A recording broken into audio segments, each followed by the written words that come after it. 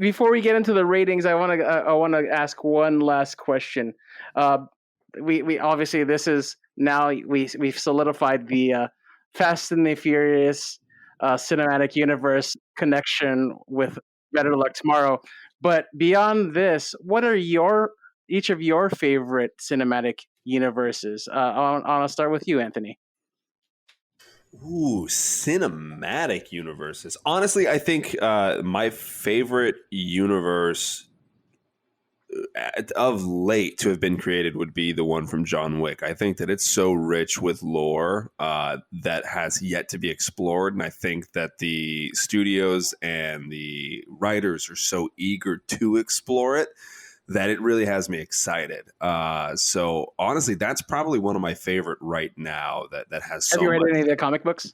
I have not, and There's some that's really good something. books. Yeah, that's something I gotta check that really out. need to start doing. But I would go there. I would say that the John Wick universe is my favorite one right Good now. choice. Adrian, how about you? Low key, the Tarantino Robert Rodriguez connected movies that people don't talk about too often.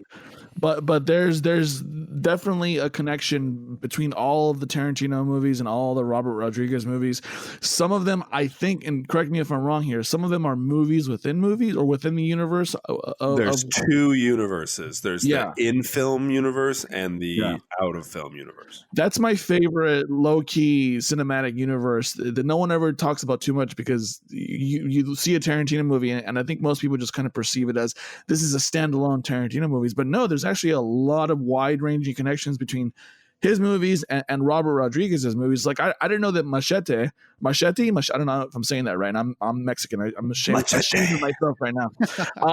He's apparently canon to the Shark Boy and Lava Girl movies that Robert Rodriguez. That's correct. Which I think that's crazy, but I love it. I love that that's a thing. You know what I mean?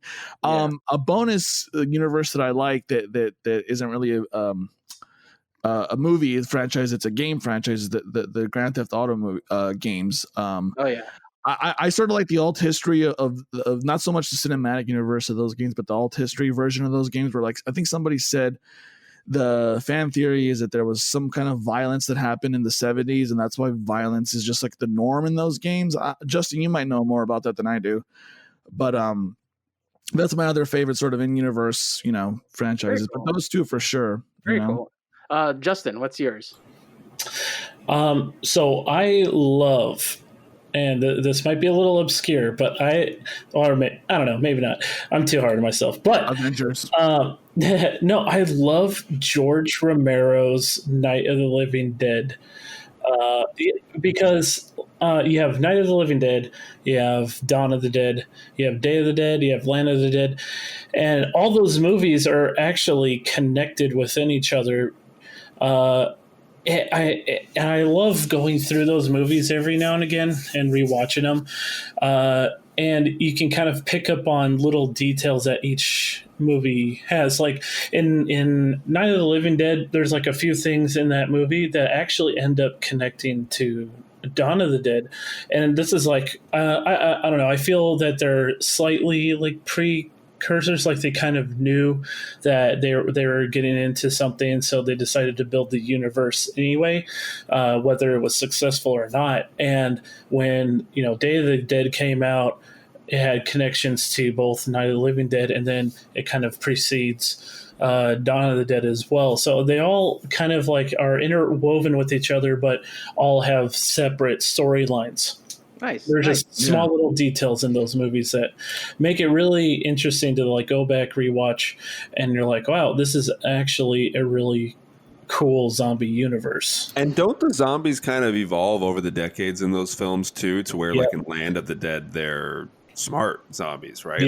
Yeah, because in Day of the Dead, that's where you're introduced to Bubba the zombie, who is actually a more intelligent zombie because he ends up not, I mean, spoilers, but he ends up like learning how to work a gun, and he starts shooting people.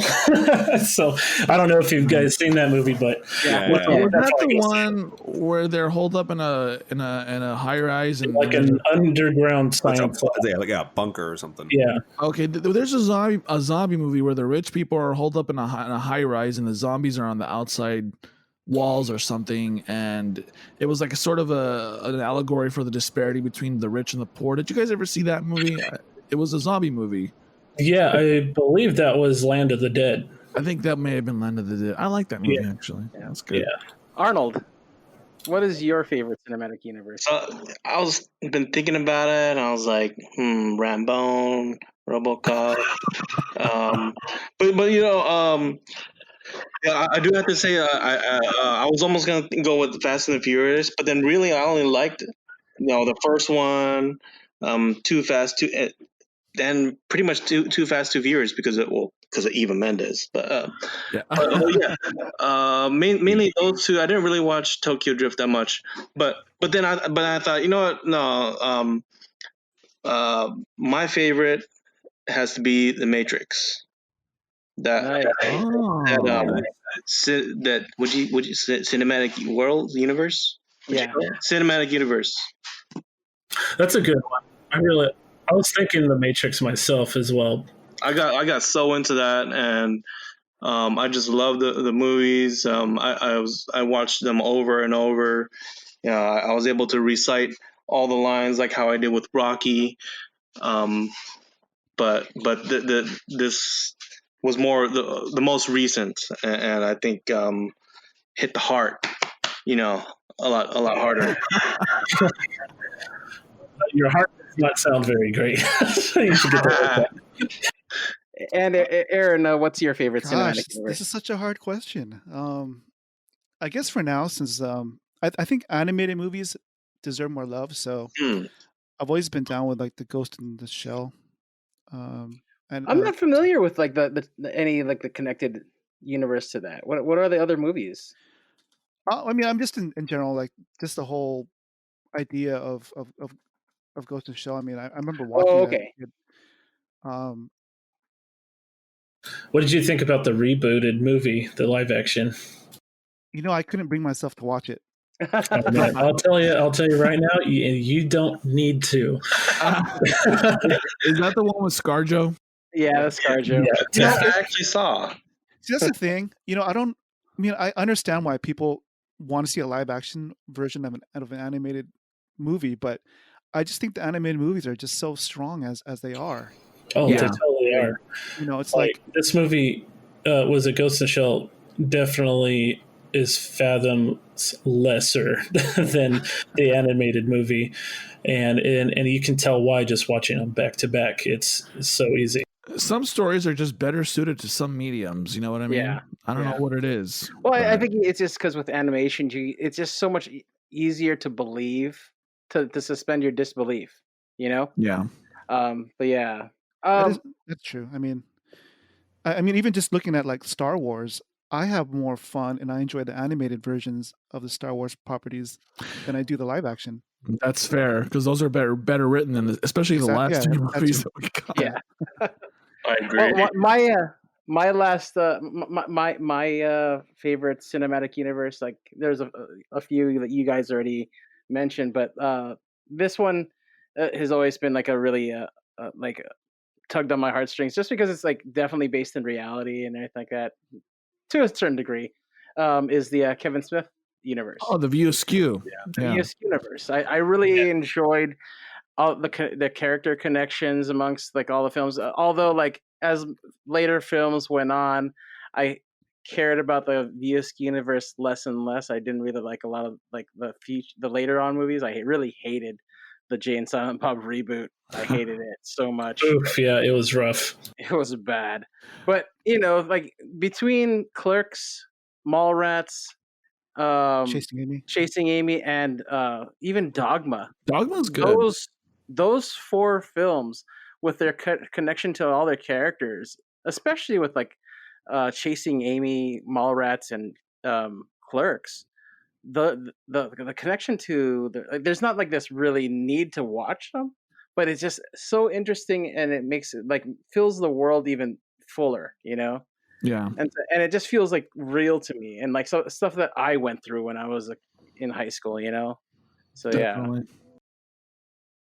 How about a quick dishonorable mention to Universal's failed monster universe? By the way, when with one film, it was it the Mummy and what else came out? just the Mummy. Exactly. I thought they were going to come out with something else, and then COVID happened. Yo, they set it up, man. I was actually really excited.